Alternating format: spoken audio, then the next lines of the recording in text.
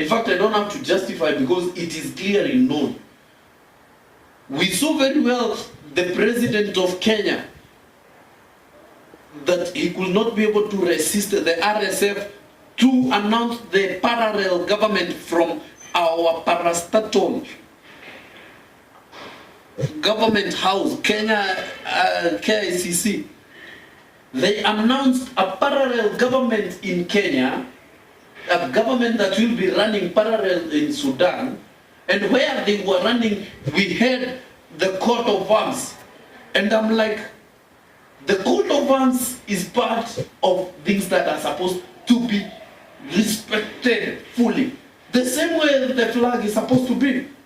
So if this country can be able to host, because having the arm of government, that means it is the government that is hosting. If it can be able to host a terrorist community in Sudan to start a parallel government, why do Kenyans or the Kenyan government demand respect from them? Why do you think that the Sudanese will respect you people who are contributing not to bring peace, but to bring chaos in their country, in their motherland? Are we together? Mm-hmm. So, me saying so, I'm trying to say that tomorrow I'm taking a letter to the embassy demanding for explanation, the Somalian embassy demanding for explanation whether they don't know how our flag is risen and or why he rose it upside down. We need explanation also. Another question, maybe the last question. There is an information that maybe we received yesterday concerning a woman who was thrown from upstairs right away to the ground floor, and she died instantly. This happened also mahali the same community wenye waliangusha bendera chini wakaifanya mchezo. Hiyo kitu ilifanyika kwa mtu mwenye natoka from the same community. According to the information you may have, do you really think that maybe there is something which is going on, okay, something hidden which is going on that at some point the government should work on? Mbali na yenye umesema.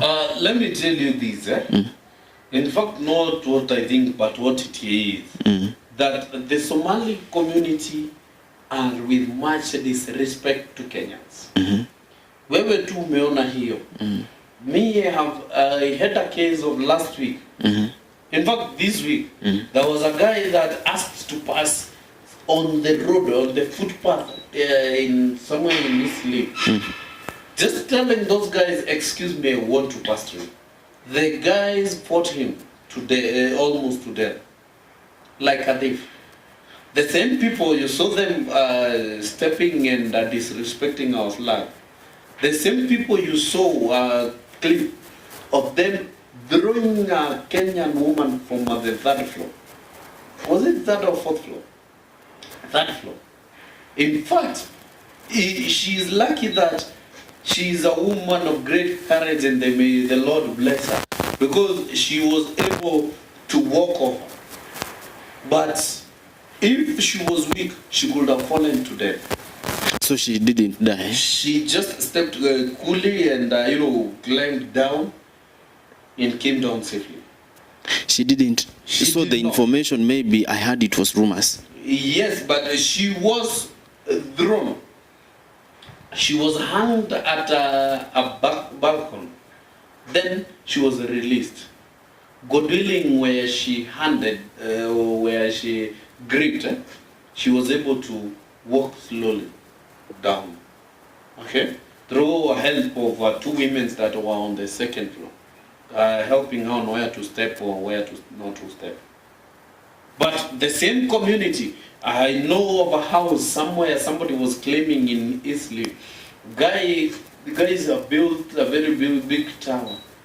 Then the neighbor have a 6-story. The guys have about 15-story building. Guess what they are doing? They are dropping pieces from the top to this guy's house. On top of it, The guys have been crying, and they're giving him a simple solution. Just sell this land to us and leave. That is how they want to terrorize us. That is the kind of disrespect we are having in our motherland. And I Is want there to tell any, you okay, clearly, did this person maybe make a move yes, he did make a move. That is to why I report? can know. Yes, he has been reporting. Nothing is being taken, no charge is being taken. Let me give you an example. And I want to tell you why Jubilee Party will bring comfort to Kenyans and will give a new Kenya and the Kenya a new face. I want to ask you, didn't you saw our SG on Sunday with a list of about 290 people that are dead in city mortuary, and they are about to be buried? Do those people not have their family members? They do. Mm-hmm. They do have their family members. And those 290 are young people. This puts it clear that during the Mandamano, more people than the numbers that we are given were killed. And they are just dropped there. They want to be buried. And I'm like, this government have got your fingerprints. They have every document of yours. Why can't they try to reach out and know where this dead body is coming from? Whose body is this? And I'm not